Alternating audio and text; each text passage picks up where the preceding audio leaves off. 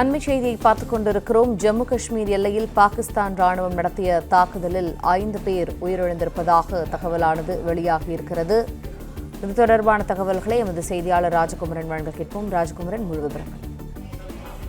இந்திய கொடி பறக்கக்கூடிய ஒரு வீட்டினுடைய பாகங்கள் சிதைந்து கிடக்கக்கூடிய காட்சியை பார்க்கின்றோம். இது ஜம்மு காஷ்மீர் மாநிலத்தில் இருக்கக்கூடிய காஷ்மீரி மக்களுடைய இல்லம்.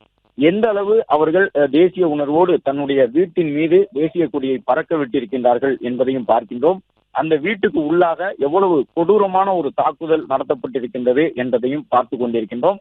ஜம்மு காஷ்மீரில் நடத்தப்பட்டிருக்கக்கூடிய இந்த தாக்குதலிலே ஒரு மிகப்பெரிய சேதம் ஏற்பட்டிருக்கின்றது. 5 பேர் உயிரிழந்திருக்கின்றார்கள் என்ற தகவலும் வெளியிடப்பட்டுள்ளது.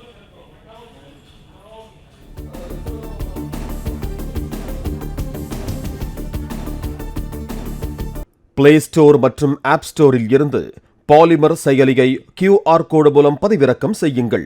செய்திகளை உடனுக்குடன் பெறுங்கள்.